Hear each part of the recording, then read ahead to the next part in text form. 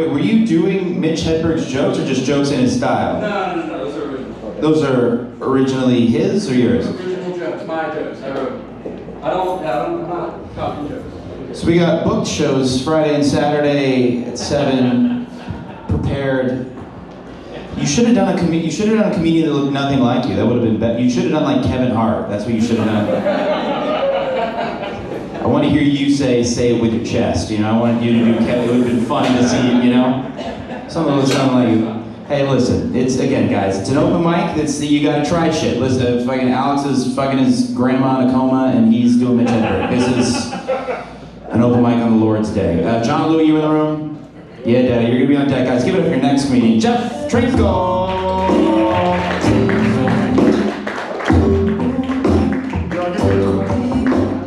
I gotta give a quick shout out to Alex, man, because look, a young woman to me just experienced menopause. I hate rubbers. I was raised Catholic. Oh, nothing there, huh? Look, okay. Time Gambit. 2 best friends go to a wedding, and one of them's like, "Oh God, you took me to a wedding where they didn't count for enough alcohol for everybody?" And God's like, "Yo, see those 7 bottles of water there? I just changed them all to wine. Here's your time Gambit, Jesus. You can wait till somebody else finds it, or you can point it out and get blamed." What, nobody can tell on Jesus? I'm sorry, he doesn't even give good advice. If somebody smites me in the cheek, I'm gonna turn my cheek to get hit again? I missed the fucking block. Damn. Okay, well, I actually kind of have a little bit of hatred for Jesus because, my mom, you would too if your mother took you to church every week and had you eat them too. Catholics are cannibals. But that's not what I want to talk about. Anybody know the church lady that goes, I don't like it when she smiles like that. I don't like it when he smiles like that. And then you hear her say she only feels safe in church. Do you know why that is? Because that's the one place Jesus won't fucking go. There's crosses all over the place, it terrifies him. Oh, damn. No, well, I mean, seriously, Jesus once criticized God for how he handled prayers. Got back over on him pretty quickly. But okay, I'm not really here to talk about that. Has anybody here ever heard voices? When I was 19, I came back from Amsterdam where I wanted to be a law-abiding citizen of some country. It was 1993. And I got bored with talking to people in the flesh. I spent about 6 months to a year talking to only spirits.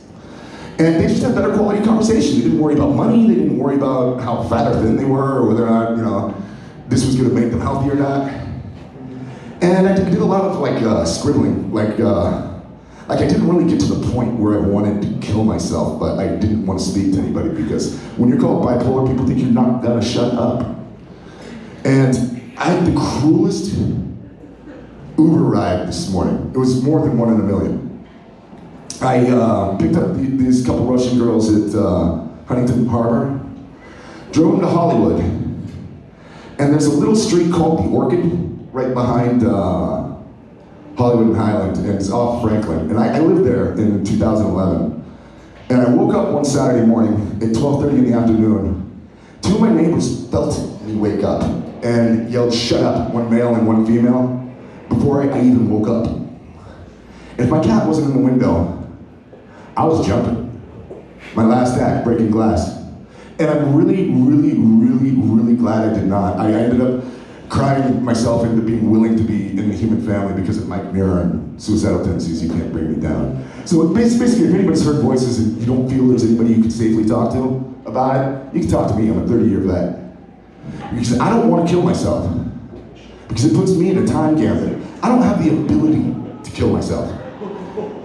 It has me there where, like, hey God, I want to be a human being again. He's like, what the fuck did you do with the last show?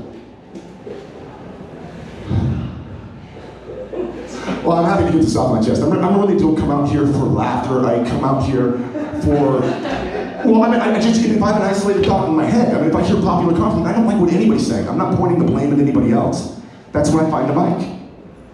So, I've got, you want guns, you want kids to not stockpile guns and shoot up their school? Check out my big chamber of no secrets. If we gave up that 5 minutes of privacy to be yelled at in a chamber, it's like civil court, but not for money. You just say the truth. and there's an octagon in the Chamber of No Secrets where fighting's allowed, no kids stockpiling guns. They're planning on how they call in all their bullies into the Chamber of No Secrets and then go into the octagon and say, come in here and say that again. I'm gonna kick your ass because I'm right and you're wrong. So, well, thank you for your time. I've been up since 4 a.m. and it's been an emotional day. Like I quit smoking, but I picked it up at Dragon Holiday today because I saw the apartment building and I almost jumped out of it. I was gonna talk about it tonight and I knew it. So, that's more than a 1 in a million shot. Have a great evening, everybody. I gotta head home. I'm tired.